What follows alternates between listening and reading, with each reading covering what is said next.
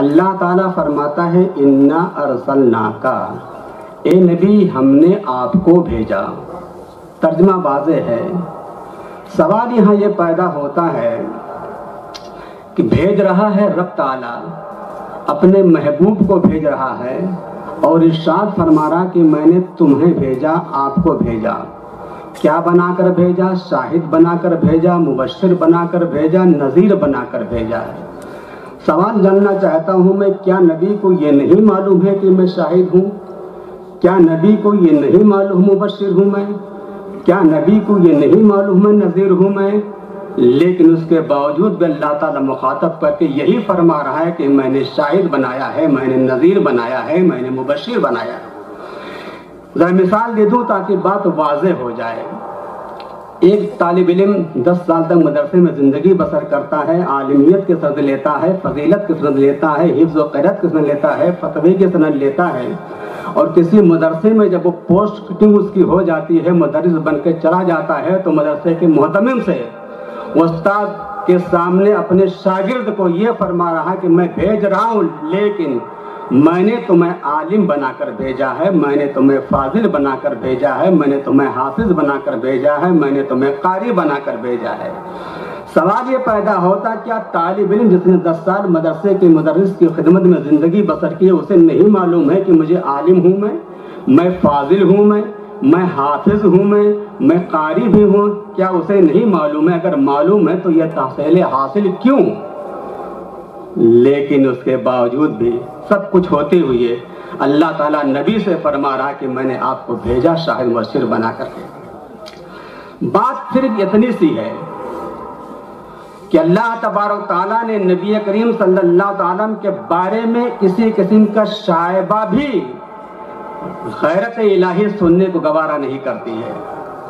جب کوئی بات کہی جاتی ہے کسی کے بارے میں تو عموماً ایسا ہوتا ہے 100% تب اس بات پر متفق نہیں ہوتے ہیں، بلکہ اس میں چیمے گوئیاں شروع ہو جاتی ہیں، رائے میں اختلاف ہو جاتا ہے، ہو سکتا ہے ہو سکتا ہے نہ ہو۔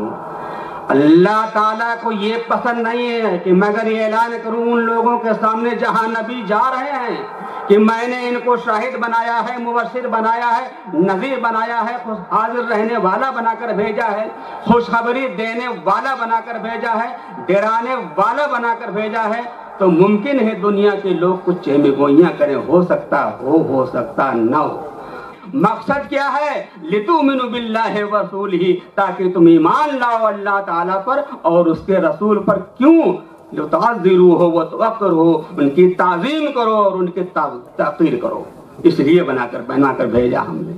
یہ جاننا چاہیے کہ محمد سے محبت دین حق کی شرط اول ہے، اسی میں ہے اگر خامی تو سب کچھ نامکمل ہے۔ اگر آپ نے اس کا خیال نہیں کیا تو آپ کا سارا سب کچھ بیکار ہو جائے گا، اور کائنات کے اندر اللہ تعالیٰ کے بعد اگر عزت و توقیر و تکریم کا کوئی زیادہ مستحق ہے تو اللہ کے نبی صلی اللہ تعالیٰ علیہ وآلہ وسلم مستحق ہیں، اور کسی کو ایسا محبوب بنا کر بھیجا نہیں۔ جبریل امین نبی کی بارگاہ میں حاضر ہوئے، کہنے لگے یا رسول اللہ، ابراہیم علیہ السلام کو اللہ نے اپنا خلیل بنایا ہے اور آپ کو اپنا حبیب، اپنا محبوب بنایا ہے۔ اور ایسی بات نہیں فرماتے ما خلقت خلقا اکرم علی، یعنی آپ سے معزز میں نے کسی کو پیدا ہی نہیں کیا ہے، اور دنیا والوں کو اس لیے میں نے پیدا کیا ہے تاکہ آپ کی عظمت کے بارے میں ان کو میں باخبر کر سکوں۔ یہ نبی کریم صلی اللہ تعالیٰ علیہ وآلہ وسلم کی شان ہے۔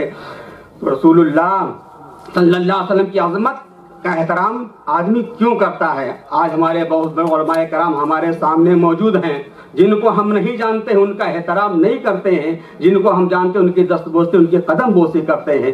تو نبی کی عظمت کا جاننا بھی ضروری ہے، اور اللہ تعالیٰ نے قرآن مقدس میں جا بجا نبی کی عظمت کا اعلان فرمایا، بیان فرمایا ہے۔ تھوڑی سی اللہ کے نبی کے بارے میں چند صحابہ کرام بیٹھے ہوئے تھے، تھوڑی سی آواز بلند ہو جائے صحابہ کرام کی، غیرت الہی کو جوش آ گیا، آیت کریمہ نازل ہو گئی، لا ترفعوا اصواتکم فوق صوت النبی ولا تجهروا بالقول كجهر بعضکم لبعض ان تحبط اعمالکم وانتم لا تشعرون۔ نبی کے سامنے اپنی آواز نہ بلند کرو، نبی کی عظمت اور احترام کا حال ان کے سامنے آواز بھی بلند نہ کرو، कितनी बुलंद हुई होगी। नबी ने नहीं कहा कि आवाज बुलंद न करो, पस्त बोलो, ये नबी ने नहीं कहा, मगर मशीयत अजदी जोश में आ गई, गैरत खुदामंदी जोश में आ गई, बारगाह खुदामंदी से हुक्म इलाही नाजिल हो गया। साबित बिन कैस फरमाने लगे, चूंकि बुलंद आवाज मैं हूँ, चूंकि सुनते कम थे तो बोलते बुलंद आवाज से थे, लिहाजा यह करीमा मेरे बारे में नाजिल हुई है, मेरे तो आमाल अकारत हो गए। अल्लाह के नबी ने फरमाया ऐसा नहीं, क्या तुम इस बात से राजी नहीं हो कि तुम शहीद किए जाओ और अल्लाह ताला की जन्नत के अंदर इज्जत और एहतराम के साथ हाजिर हो। उन्होंने फरमाया मैं इस पर राजी हूँ और वादा करता हूँ नबी आपकी बारगाह में कभी बुलंद आवाज से नहीं बोलूंगा।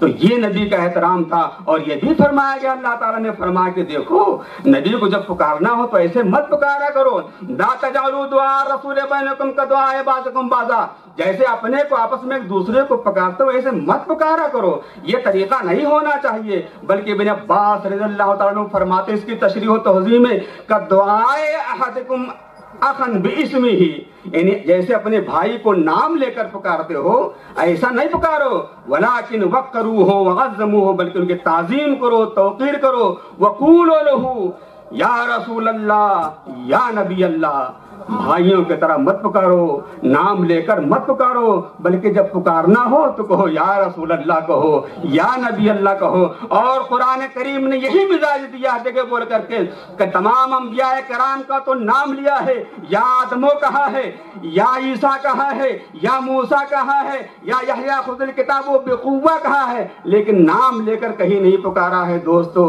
ये कुरान पाक, लेकिन नबी करीम सल्लल्लाहु अलैहि वसल्लम को जब भी पुकारा गया है, क्या पुकारा गया है?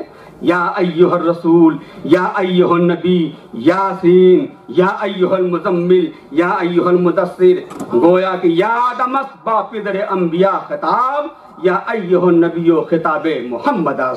तमाम अंबिया कराम को तो नाम के साथ पुकारा गया है, मगर रसूलुल्लाह सल्लल्लाहु अलैहि वसल्लम को उनके सिफ़ात कमालिया को मद्देनजर रखते हुए खिताब किया गया है। और चूंकि कुव्वत मुदरका इंसानों के साथ दे करके ये बता दिया है, तुम अपने अक्ल का इस्तेमाल करके नबी की ताज़ीम करो और तमाम शजर हजर बरगो समर शम्सो कमर तमाम के तमाम उनके दिलों के अंदर हुब्बे रसूल पेवस्त कर दी गई है। यही वजह है जब रसूल चलते थे तो दरख्त कहता था सलामु अलैका या रसूल अल्लाह, पहाड़ कहता था सलामु अलैका या रसूल अल्लाह, आपके इशारों पर उंगली चांद टुकड़े हो जाते थे, सूरज पलट आता था। ये सब बड़ी चीजें नबी करीम सल्लल्लाहु अलैहि वसल्लम की अजमत को वाज़े करती है, कुरान के अंदर तफसील से मिलती है, लेकिन नबी की अजमत का एहतराम अपनी जगह है। लिहाजा मैं आपसे कहना चाहता हूँ, अगर हमने नबी की मोहब्बत को अपने दिलों में बसा करके दुनिया का कोई काम करेंगे तो इंशाअल्लाह दुनिया के अंदर भी सुरखरोई हासिल होगी और क़यामत के अंदर भी सुरखरोई हासिल होगी। इसके अलावा कोई चारा नहीं है।